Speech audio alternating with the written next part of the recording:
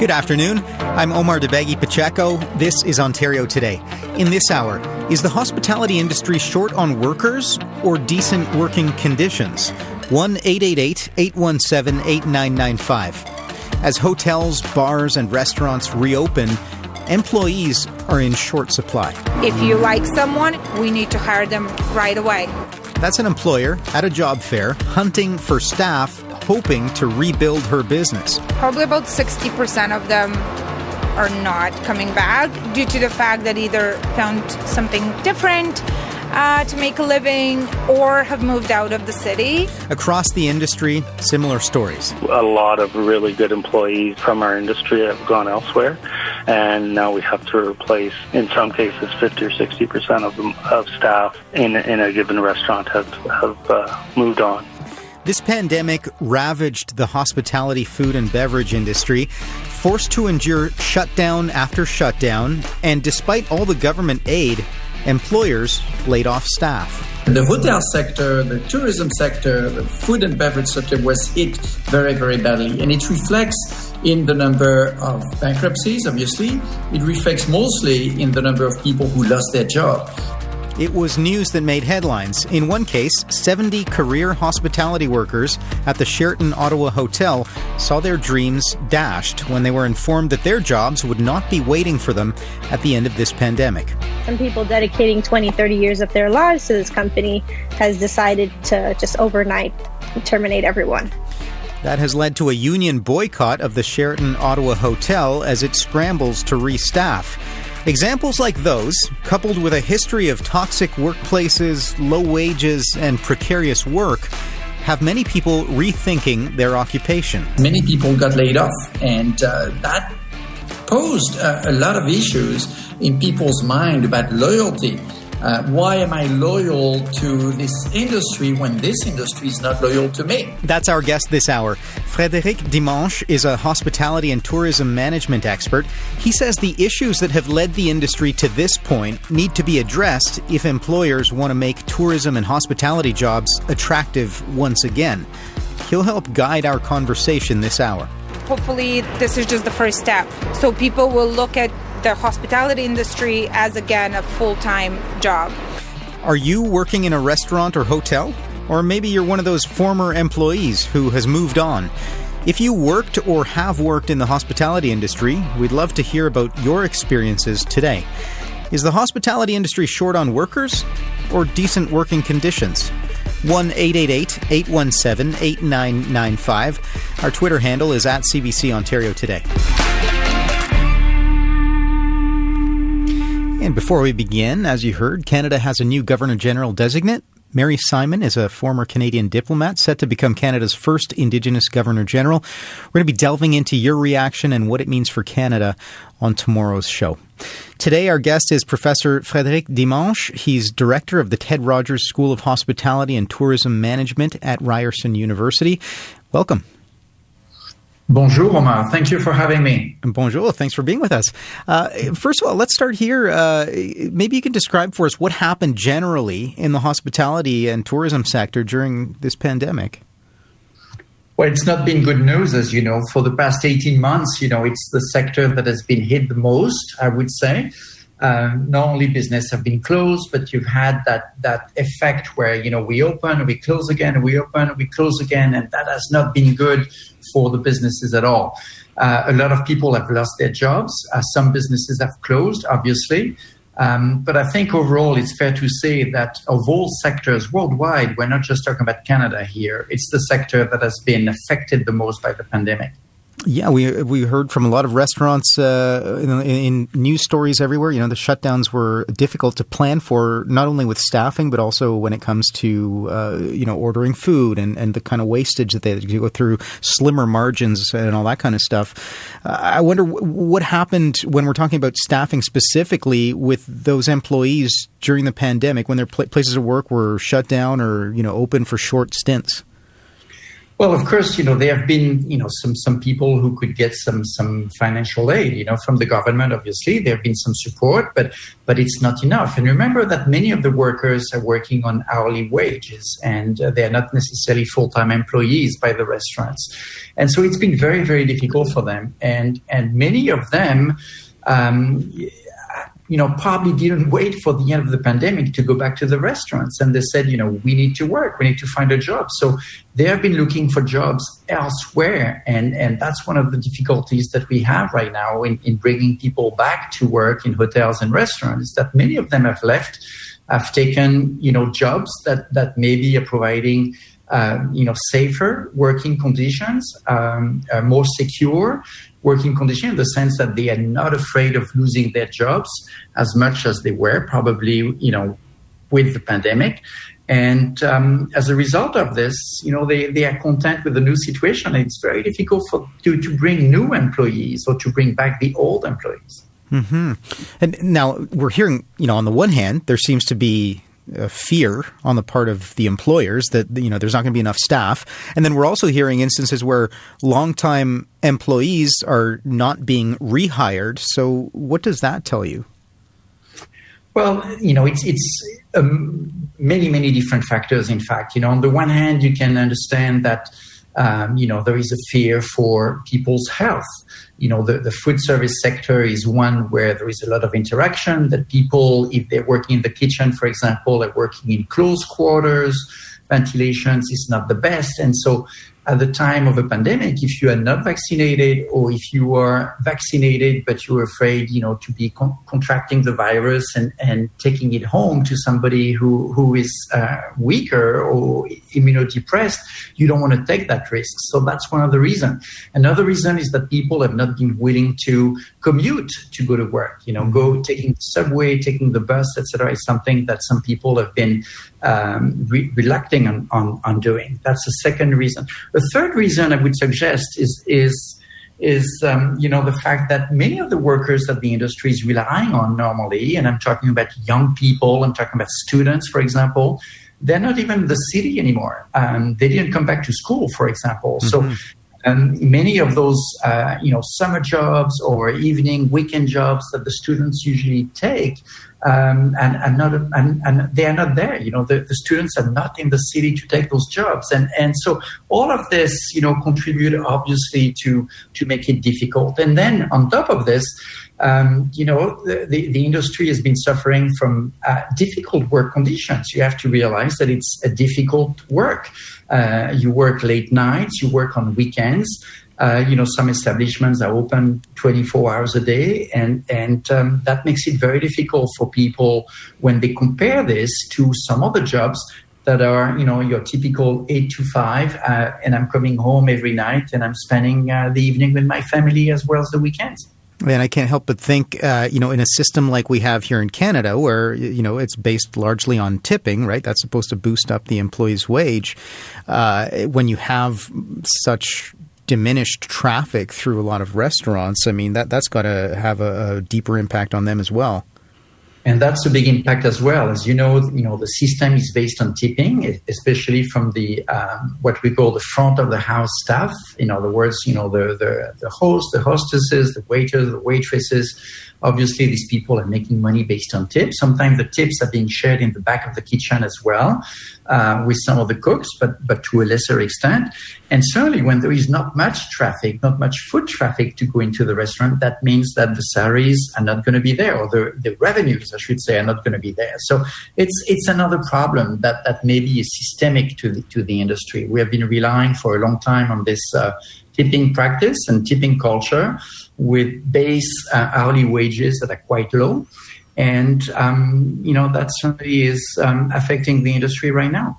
Looking, because I know you've got some experience in other parts of the world, in France and in Europe. You were the past president of the Travel and Tourism Research Association of Europe. Is our situation here in Canada much different than it is in other parts of the world? So the labor situation is the same everywhere at the moment. Everybody has difficulty hiring. It's true in the United States. It's true in Europe as well. I keep in touch with some colleagues in Europe, and they tell me the same thing. However, I would suggest that in Europe, you don't rely on that tipping culture that we just discussed. And as a result, people go and work in restaurants. It's more perceived as a career, and therefore, I would suggest that the wages maybe are probably better. The basic wages are probably better than what you would have in Canada or in the United States, for that matter. And that may be helping, getting people back on the job a little bit faster than what we are experiencing right now. But on the other hand, that's also something that you will know if you travel in Europe. You will not find in Europe restaurants that are open 24 hours a day or even throughout the day. The serving hours are much more limited. People start opening the restaurants maybe at 11:30 in the morning until 2 in the afternoon. And if you come at 2:30, you are being told, sorry, the kitchen is closed. And maybe that's something that we're going to be starting to see in Canada, because the operators, the owners and managers may not be able to afford, the staff with fewer traffic on a continuous basis all day long. We're speaking with Professor Frédéric Dimanche. He's a director of the Ted Rogers School of Hospitality and Tourism Management at Ryerson University. The question we're asking today, is the hospitality industry short on workers or decent working conditions? The number to call is 1-888-817-8995. You can also join the conversation on Twitter. At CBC Ontario Today is our Twitter handle. Let's take a quick call here from Nick in Toronto. Nick, go ahead. Hey, how are you today? Good. How are you? What's your experience with this? I've worked in the hospitality industry for the last 16 years of my life, and for the last 7, I've owned a cocktail bar here in Toronto called Civil Liberties, and I'm a partner in a restaurant called Vitbeo. Obviously, the pandemic's been quite the challenge, but we were very successfully able to not lay anybody off due to the government subsidies, which has been great. We're really proud of that. But I see a lot of my peers who had to make a different set of decisions. And what do you think the difference was that led them to make a different decision and have to lay people off? Well, definitely the style of operation. We were always a lean sort of cocktail bar. We don't have a large kitchen in the back, so that was viable. And to be honest, we're relatively well supported in our community, which means we were able to run a successful bottle shop. Not everyone was able to make that pivot, so I'm very sympathetic to that idea. But I do hear a lot of my peers bemoaning the idea that there's no staff and no one wants to work, and I think that's a really silly concept. I think the wages and the quality of life in the hospitality industry has been very low for a very long time, and we're now seeing the very natural result of that. I think your guest is very right that we need to go to some form of tip-inclusive wage. Many sort of the thought leaders in our industry are already setting up restaurants like that. So Are you saying, Nick, that the losses that you're seeing in from other restaurants and stuff like that, you don't think this is just because of the pandemic? This is sort of a series of issues sort of leading up to this in terms of the working conditions that were already present pre-pandemic? Is that what you're saying? Absolutely. There was when I started in the hospitality industry, the question I would get as a bartender is, "What will you do? Like, are you a student or are you an actor?" And then obviously it became a very serious career, and people knew I was a professional bartender, and the tips were quite good. But we never took that time as an industry to reevaluate how we reimburse people for their time.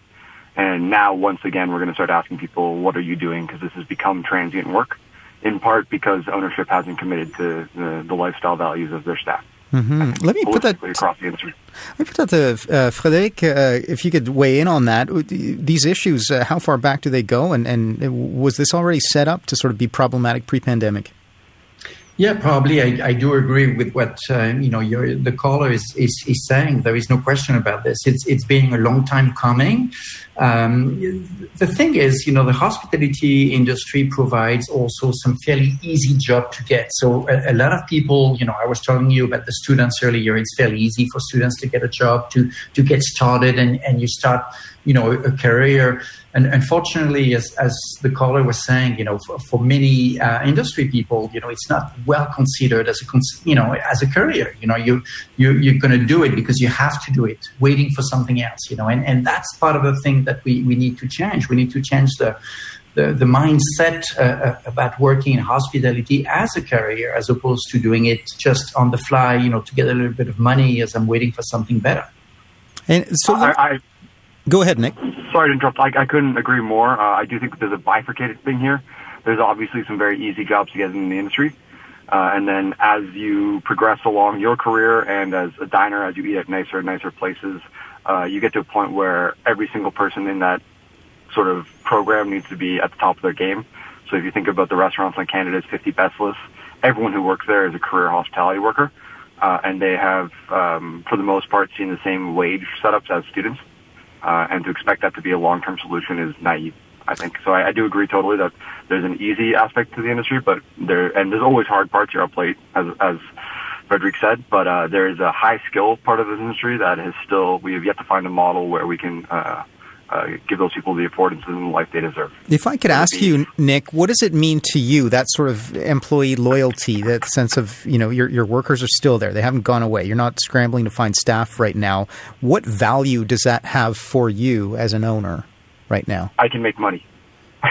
To be honest, it costs us a lot of money to keep everybody on payroll and find a livable wage for them during the pandemic. Again, impossible without wage subsidy. So I'm not ignorant to the fact that there was a lot of social support there. Mm-hmm. But now on the other end of this, where we're going to see a boom of people very happy to be on patios, we're able to serve them to the same standards. I think many people have gone out. So when it comes to this bounce back phase, you feel sort of exactly armed and ready. We feel great about it, and we feel very sympathetic to our peers who, the big thing is our team has worked together this whole time and only become tighter. Whereas a lot of people and a lot of restaurants you may love have a whole new team who have never worked with each other and they're just getting their feet under them. And that was something we were very eager to avoid and have, which is great.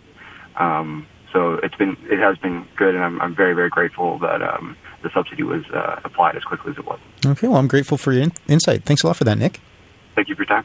Have a great day. You too. That's the question we're asking today. Is the hospitality industry short on workers, or is it short on decent working conditions? The number to call, 1-888-817-8995. Our Twitter handle is @CBC Ontario Today. If you're a worker who has left for a different job in a different industry, we would love to hear from you. We'd love to hear from your experience. Or if you're a worker in the hospitality industry who's decided to go back, we'd also love to hear your perspective. We're speaking with Professor Frédéric Dimanche from the Ted Rogers School of Hospitality and Tourism Management at Ryerson. Frédéric, if I could ask you, what has this year done from your perspective to employee loyalty to this industry? It's hurt employee loyalty, but then again, on the good side, maybe it's opened the eyes of many people in the industry to understand that you need to work to obtain and to earn the loyalty of your employees. And that means training them, that means preparing them, that means giving them fair wages, that means giving them benefits as well, that means giving them an opportunity to leave the restaurant or the hotel, to be with their family when they need to.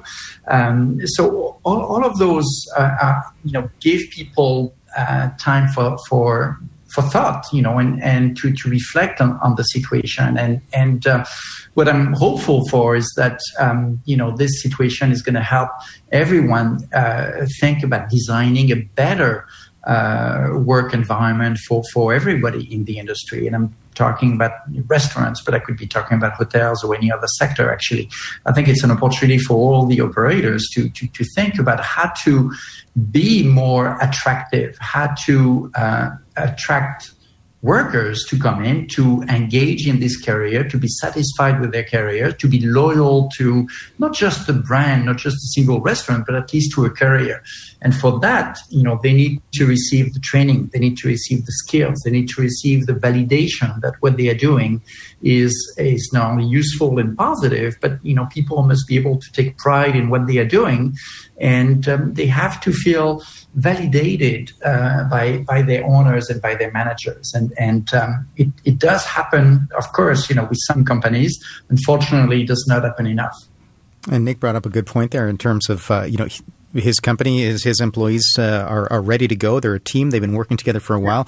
How long does that period, if you're hiring brand new staff, how long does that take to sort of get a team together that's a well-oiled machine working well together and being able to sort of work in the high, fast-paced environment that most hospitality industries are working in? Oh, it takes time. It takes time and it takes some training. So that's one thing that is difficult for people to understand is that the industry is not going to start, just like a switch, from off to on. As you said earlier in your introduction, you need to purchase some food, you need to prepare your equipment and all this kind of thing, especially now with the sanitary equipment that are required. It's a lot more difficult, but you have to train your staff. And in restaurants specifically, you need some specific certification. You need to have certification in food handling. You need to have certification in alcohol handling. And in order to get all this, well, it takes time. It takes to take your young staff, or not so young, but at least your new workers. You need to spend the time to make sure that they're going to be well trained, that they're going to be obtaining those certification. Mm-hmm. I'm just going to tell you an anecdote. I was going this week to a restaurant, and obviously I was working. I was being served, by a waiter who was there, obviously on his first night on the job, and the poor young man, didn't even know how to open a bottle of wine. So, which I had to show him. So, but that tells you that when a restaurant owner is putting a staff member in these kind of conditions, they are not helping them. They are not helping them because obviously they're going to be realizing that they're not doing a good job. They're not going to take satisfaction in what they are doing, and that's not going to be good for the reputation of the restaurant either. We're speaking with Frédéric Dimanche, director of the Ted Rogers School of Hospitality and Tourism Management. Let's go to Will calling us from Ottawa. Will, the question we're asking today is the hospitality industry short on workers or decent working conditions? What's your perspective? Hi. So I think it's a little bit of both, to be honest. Definitely everywhere is short-staffed right now, but so then it makes it harder on the staff that are working. And you're working at a restaurant right now? Is that I work at a restaurant in Ottawa. It's a haute cuisine restaurant, and even despite that, we're focused on really giving high end service, and it's still sometimes it gets closer to diner or whatnot that we're just running around, things like that. What was your experience during the pandemic? Did you ever think of leaving that job and coming back? Do you think of moving to a different industry? Has it sort of shaken your confidence? At the start of the pandemic, I didn't work for about a year. I went on to serve in unemployment, and then here and there I did some landscaping work and whatnot. Restaurants they weren't an option for a while. Okay, and now, it hasn't sort of moved you on entirely from this industry. You're thinking of coming back. So I'm looking to make a career in the industry, but even then, I've definitely thought about leaving or thought about sort of transitioning into working at a distillery or something like that because, restaurants are tough right now. Mm-hmm. Yeah, thanks for that call, Will. I want to pick this up where we left off with Frédéric. We only have about a minute here before we get cut off by the clock. But Frédéric, how often have you heard people actually, these days, as compared to maybe, years ago, wanting to make a career out of this and really sticking it out through something like what we just saw, which is, multiple shutdowns and just sort of job insecurity? Yeah, I think overall the industry has taken a hit, not just financially and economically, but also in terms of reputation.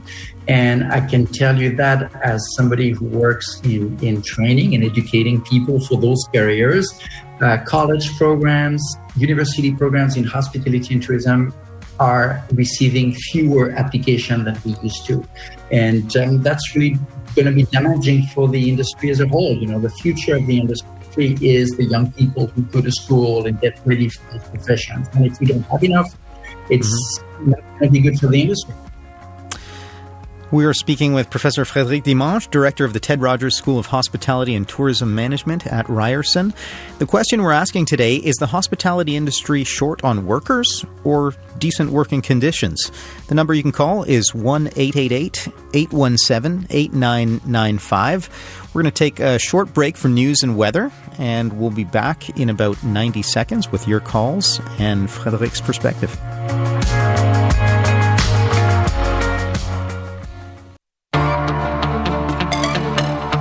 You're listening to Ontario Today. I'm Omar Dabagi-Pacheco. In this hour, is the hospitality industry short on workers or decent working conditions? 1-888-817-8995. The hospitality industry is ramping up, but staff are in short supply. If you like someone, we need to hire them right away. A lot of really good employees from our industry have gone elsewhere, and now we have to replace, in some cases, 50 or 60% of staff in a given restaurant have moved on. The hotel sector, the tourism sector, the food and beverage sector was hit very, very badly. And it reflects in the number of bankruptcies, obviously. It reflects mostly in the number of people who lost their job. Despite government aid to save industry, our guest says employees have been losing faith in their future employment. Frédéric Dimanche is a hospitality and tourism management expert. He says the issues that have led the industry to this point have left employees rethinking their occupation. Many people got laid off, and that posed a lot of issues in people's mind about loyalty. Why am I loyal to this industry when this industry is not loyal to me? Now some employers are hoping to rebuild that trust. Hopefully, this is just the first step. So people will look at the hospitality industry as, again, a full-time job. Is the hospitality industry short on workers or decent working conditions? 1-888-817-8995. Our Twitter handle is @CBC Ontario Today. And on the line with us now is Tony Alenis, President and CEO of the Ontario Restaurant, Hotel and Motel Association. The association has about 12,000 members across the province. Welcome. Hello, Omar. Great to be on your show. Thanks for being with us. So let's start here. What are you hearing from your members right now about their ability to find workers? Well, as they open up the patios, restaurant managers are scrambling to find their own employees or new replacements. With the various closures occurring during the pandemic, it has not been kind to the jobs, to employers or employees, and some have left to other jobs, no doubt about it. And now with, everyone's talking about, reopening, people are looking at traveling again for what's left of the summer. Is there sort of an increasing momentum here building to try to fill those spots? Well, both restaurants and hotels will take much longer for demand to come back. They're hurting due to the many restrictions, the lockdowns that are continually happening, and the type of market drivers that are not existent, especially in larger cities. But the biggest issue in tourism and hospitality sectors before the pandemic has been workforce. And there are many reasons, for us to look at and move ahead. And number one is our core employee group, the baby boomers, have been exiting the workforce at a rapid pace.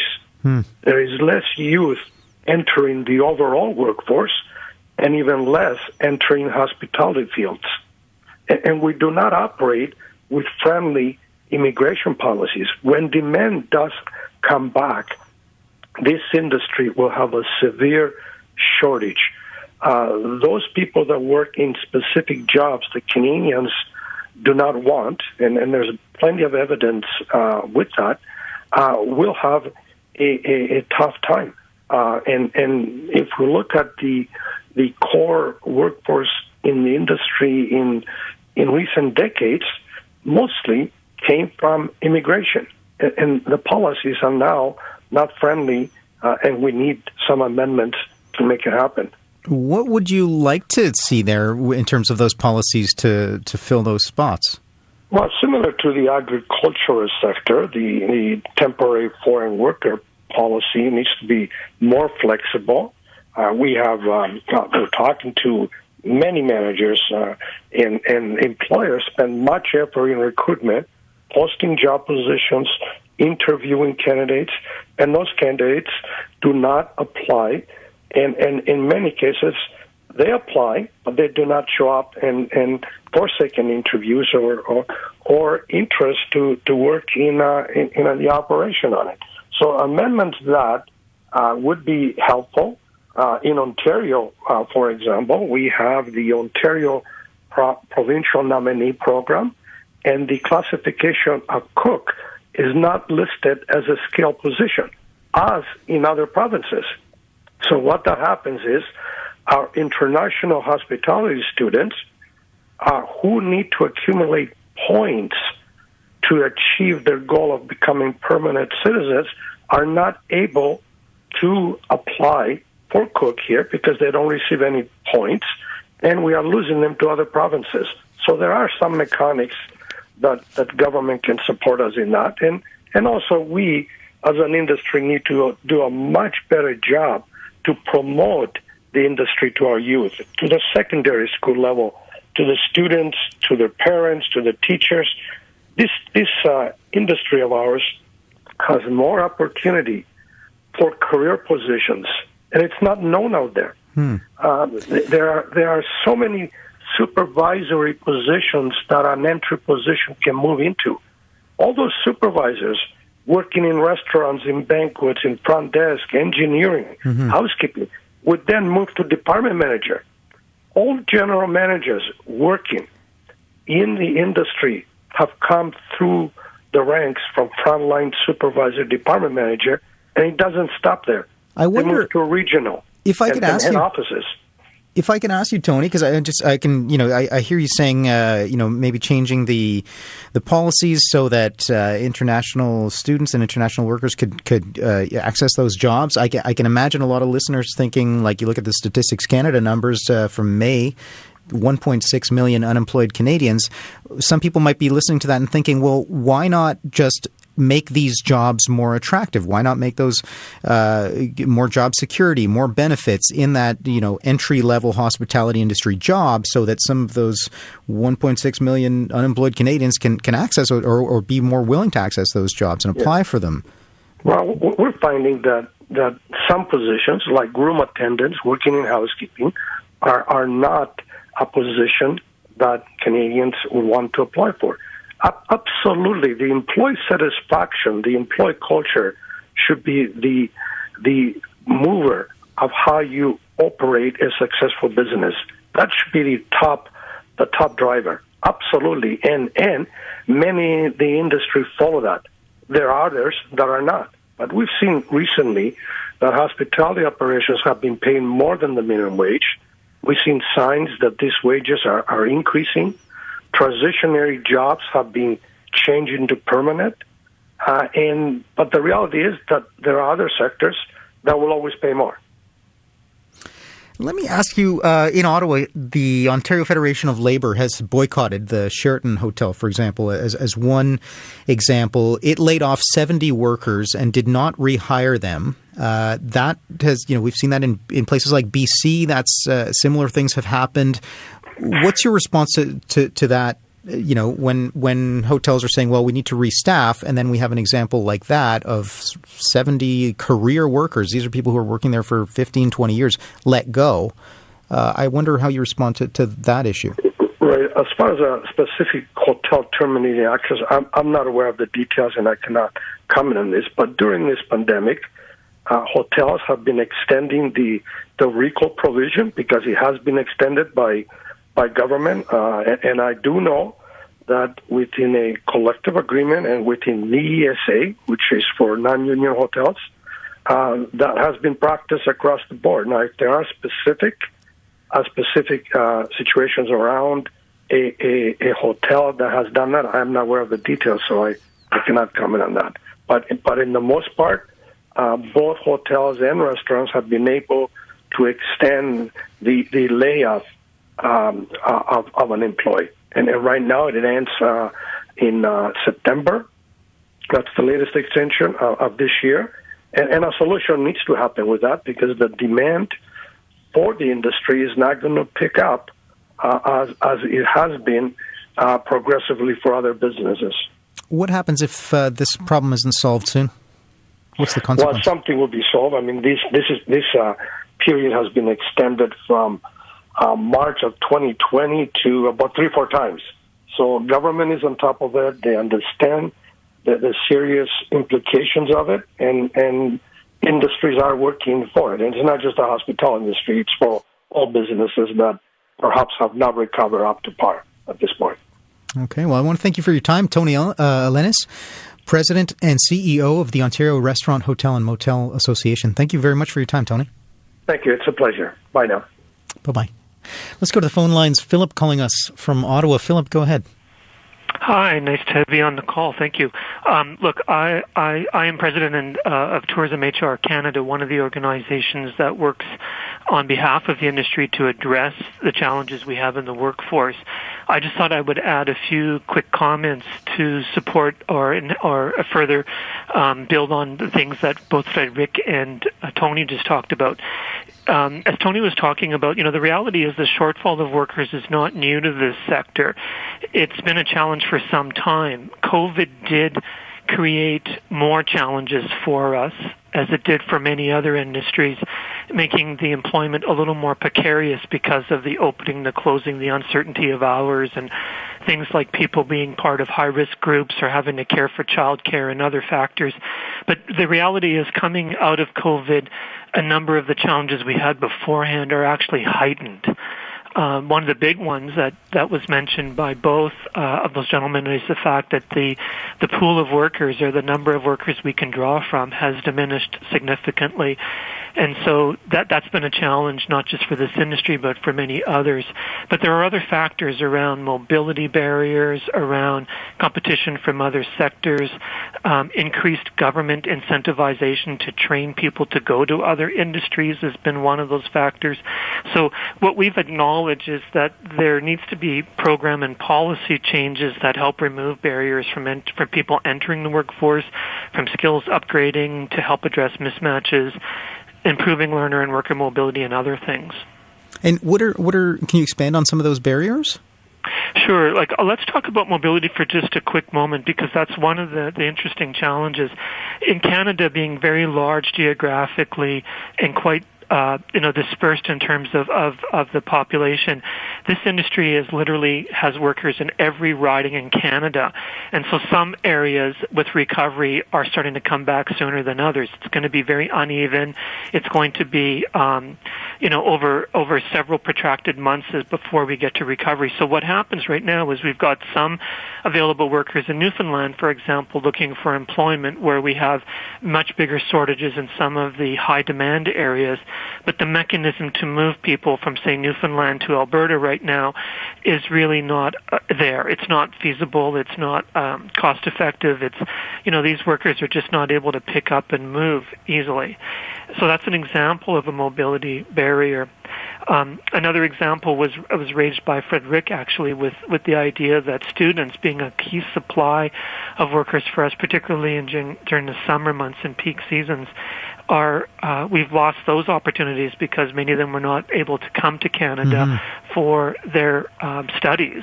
And so those, sometimes we employ, before COVID, we were employing around 300,000 additional students in summertime. Well, we've lost those opportunities. So mobility is a factor, and that includes housing and other factors like that. Now, when you're talking about barriers to entering the workforce, Frederic brought up a point about, you have to have all sorts of training, whether it's basic sommelier training or, other types of training to enter, depending on what your role is going to be. A lot of times that training comes down, the cost of that training comes down to the employee. Would it change anything from your perspective if there was some sort of, whether it was an employer-subsidized training program or a government-subsidized training program? Is that a barrier that you see to entry into this industry? Well, I think I'll frame it a little bit differently. There's no question that skills upgrading is needed to address different mismatches, especially new skill demands that have come into the market because of COVID. As an industry, there's a long-standing culture of on-the-job training that probably many people would be familiar with, but it's much more complex today. The needs are far greater and extend beyond some things that can be taught on the job easily. So I can agree entirely with some of the sentiments that were raised by Frederic in terms of a greater emphasis and focus on the kinds of skills upgrading that is necessary. But to do that, of course, there's a lot involved, the expertise of training people or educating them in these jobs is not necessarily in the hands of some employers. An industry, by the way, which is made up of a lot of very small employers with 10 or fewer staff. So relying on the education system or professional training bodies matters greatly. But to your point, Omar, I think the most important point is that funding to support skills upgrading and to address these mismatches will not only help bring more workers into the sector, but will also help them retain and further grow more rapidly.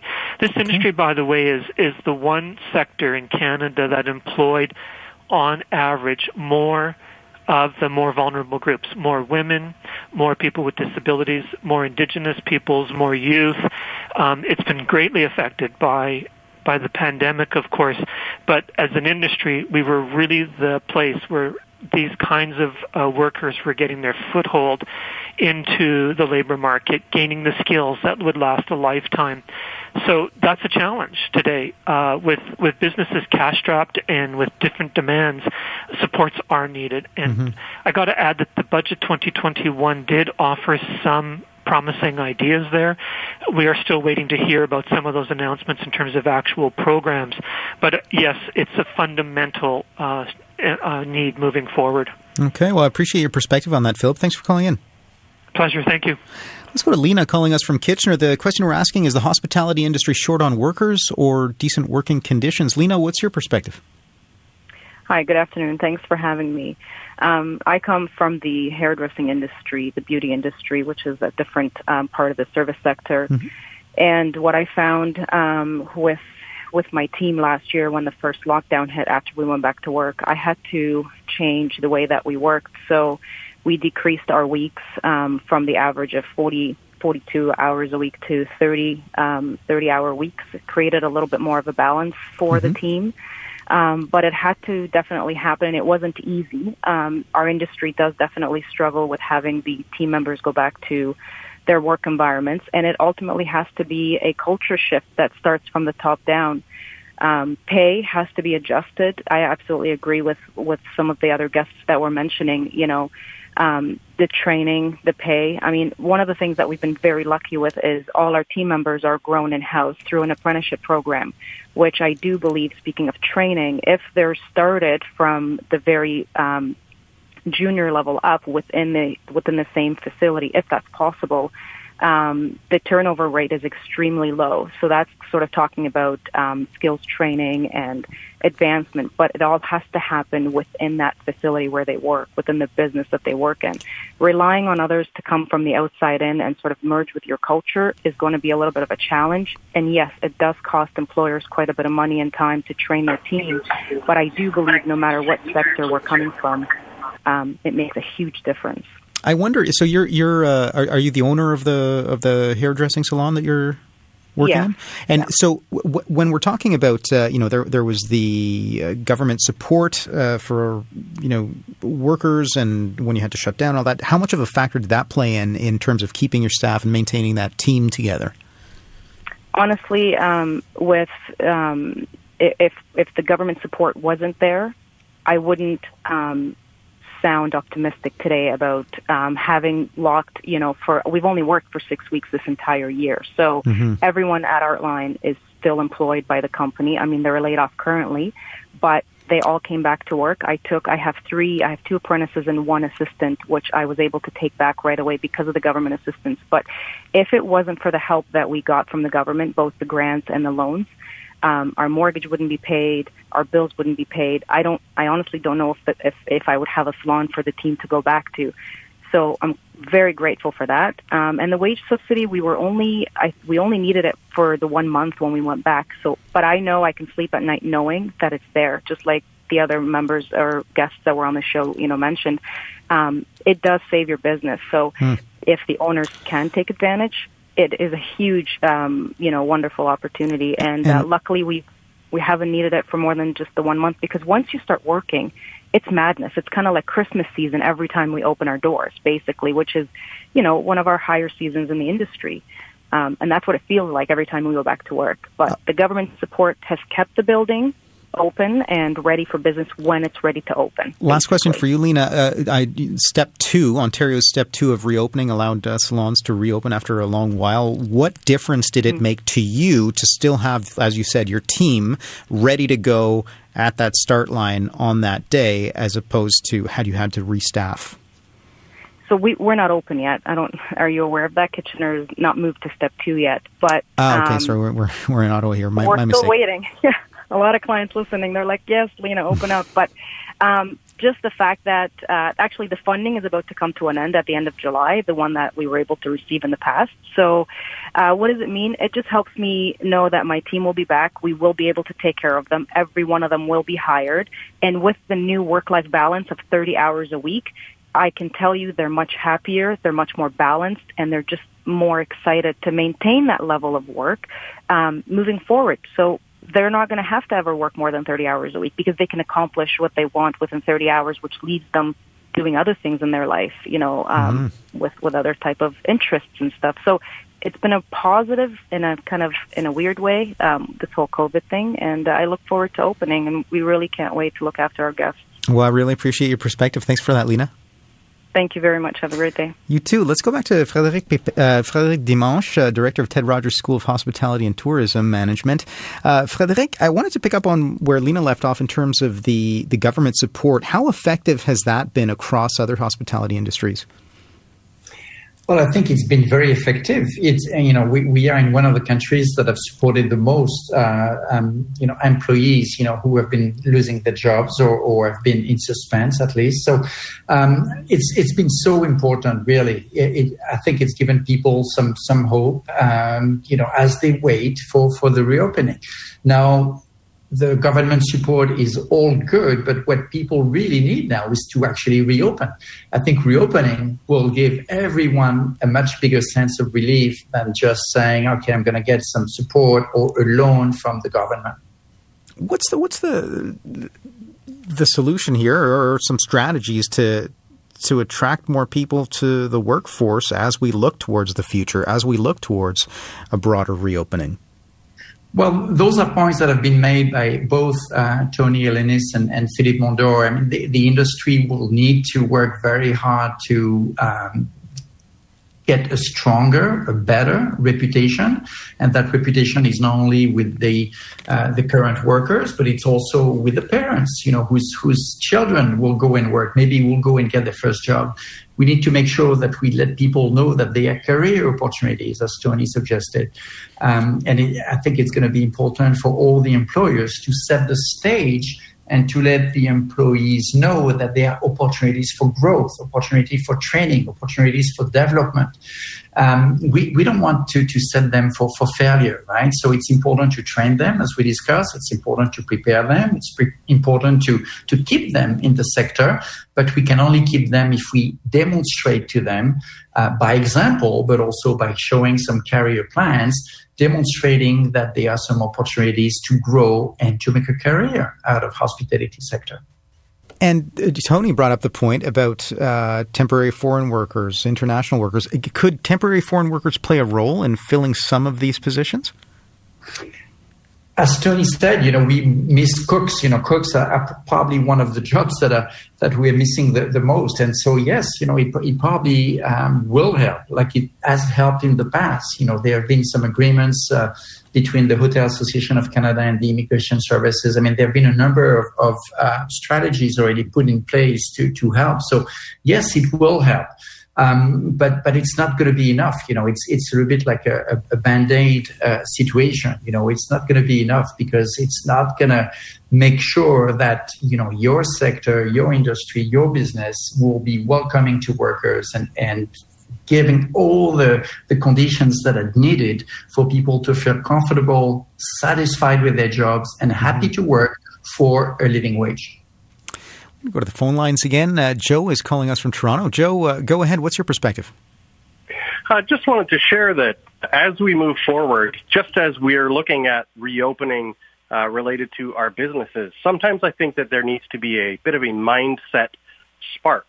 And I think all of the issues that have been discussed around the labor conditions in the industry, as well as people joining the industry, really can be positively framed through the sustainability lens.